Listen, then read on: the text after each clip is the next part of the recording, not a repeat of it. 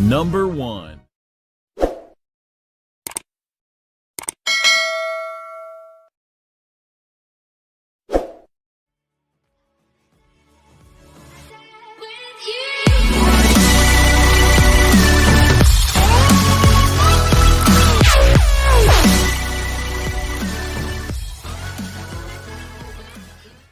Saudara yang terkasih, di dalam menyikapi apa yang terjadi di bangsa ini, kita tentunya tidak luput dari ketakutan.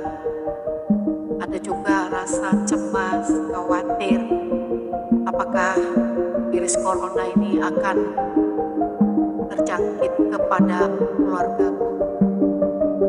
Tapi pemerintah telah memberikan anjuran supaya setiap orang untuk tinggal di rumah, jangan keluar rumah kalau tidak ada perlunya. Bahkan kita sebagai warga negara yang baik, kita harus taat untuk mengikuti peraturan tersebut. Itu sebabnya kita juga harus menjaga jarak atau social distancing. Kita harus juga menjaga kebersihan tubuh kita, bahkan kita harus juga menjaga kesehatan dengan makanan yang bergizi, makanan yang mengandung vitamin C yang banyak, dan juga sering-sering kita mandi dan mencuci tangan. Dan juga jangan lupa untuk tetap berdoa. Bahkan dalam firman Tuhan berkata, kita sebagai anak Tuhan dan juga warga negara Indonesia, kita harus taat untuk melakukan peraturan itu seperti yang ada tertulis di Titus 3 ayat 1. Demikian firman Tuhan. Ingatkanlah mereka supaya mereka tunduk pada pemerintah dan orang-orang yang berkuasa, taat dan siap untuk melakukan setiap pekerjaan yang baik. Itu sebabnya sebagai warga negara kita harus taat melakukan apa yang dianjurkan oleh pemerintah atau orang yang berkuasa di negeri ini. Kita tetap stay at home. Bahkan banyak perusahaan-perusahaan sudah memperkerjakan pegawainya di rumah, dan anak sekolah juga belajar di rumah. Itu artinya dilakukan semua untuk menjaga, mengantisipasi akan virus corona yang sekarang lagi merajalela di bangsa ini. Bahkan bukan cuma di bangsa ini, bahkan di berbagai negara kita banyak melihat bahwa banyak orang yang sudah meninggal. Juga di bangsa ini banyak yang sudah terjangkit virus corona, bahkan terisolasi, dan juga ada yang sudah meninggal dunia. Betapa sedih hati kita melihat semua ini. Apa yang kita harus lakukan? Yang kita harus lakukan adalah taat untuk melakukan perintah itu. Jangan sekali-kali untuk melanggar peraturan itu. Kita akan terima konsekuensinya. Kalau toh kita harus bekerja karena tuntutan pekerjaan, kita harus lebih waspada, mawas diri, menjaga diri untuk tetap sehat dan tetap menjaga kebersihan. Firman Tuhan juga berkata di Efesus, karena itu perhatikanlah dengan seksama bagaimana kamu hidup. Janganlah seperti orang bebal, tetapi seperti orang arif, dan pergunakanlah waktu yang ada, karena hari-hari ini adalah jahat. Sebab itu janganlah kamu bodoh, tetapi usahakanlah supaya kamu mengerti kehendak Tuhan. Itu yang Tuhan mau dari setiap kita, supaya kita menjadi orang yang arif, artinya kita menjadi orang yang menurut apa yang dianjurkan oleh pemerintah. Ketaatan itu perlu bagi setiap kita, terlebih kita anak Tuhan, supaya kita berbeda di mata dunia. Itu sebabnya Tuhan juga berkata supaya kita waspada terhadap apa yang terjadi sekarang. Tuhan berkata di 1 Petrus 5 ayat yang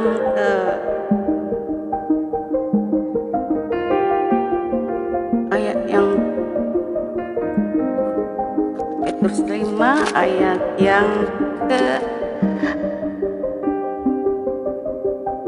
ke-8. Sadarlah dan berjaga-jagalah, lawanmu si iblis berjalan keliling sama seperti singa yang mengaum-ngaum dan mencari orang yang dapat ditelannya. Itu artinya kita tahu Tuhan tidak membuat sakit penyakit ini untuk kita derita, tapi Tuhan izinkan. Tuhan izinkan, tentunya Tuhan punya rencana untuk semua yang terjadi sekarang ini.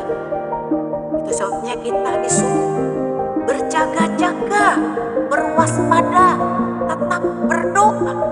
Kalau ini Tuhan izinkan atas kehendaknya, si iblis boleh melakukan apa yang dia buat di bangsa ini. Kita disuruh berjaga-jaga, artinya kita tetap berdoa, terkoneksi dengan surga, bahwa Tuhan melihat semua yang terjadi di bangsa kita, di keluarga kita, di hidup kita. Itu sebabnya kita disuruh untuk tetap mawas diri, jangan lengah, karena si iblis itu siap untuk menelan orang yang melemah. Sebabnya kita diingatkan tetap sadar, kita dapat melawan semua perbuatan kuasa kegelapan itu. Itu sebabnya Tuhan juga berkata di dalam Efesus yang ke-5 ayat yang ke-10, Tuhan berkata demikian, akhirnya hendaklah kamu kuat di dalam Tuhan, di dalam kekuatan kuasa-Nya.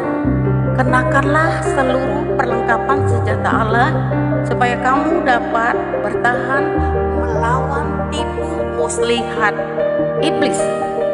Karena perjuangan kita bukanlah melawan darah dan daging, tetapi melawan pemerintah-pemerintah, melawan penguasa-penguasa, melawan penghulu dunia yang gelap ini, melawan roh-roh jahat di udara.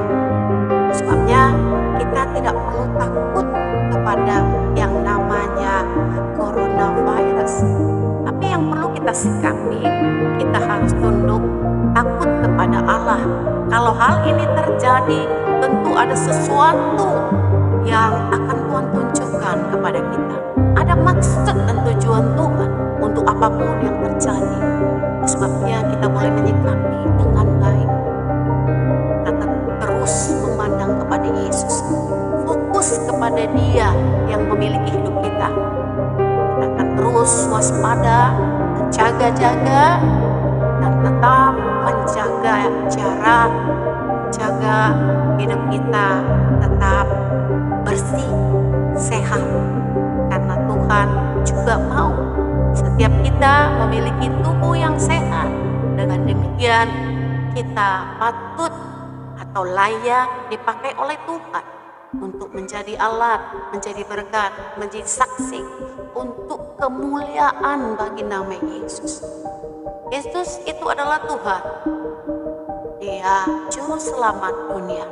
Itu sebabnya kita akui apapun yang terjadi, Tuhan berdaulat atas hidup kita. Semua yang bernapas, biarlah selalu memuji akan namanya. Karena nama Yesus, nama di atas segala nama, nama itulah yang dapat menyelamatkan setiap orang yang ada di bawah kolong langit ini. Karena tidak ada nama yang diberikan kepada manusia yang di dalamnya orang beroleh keselamatan.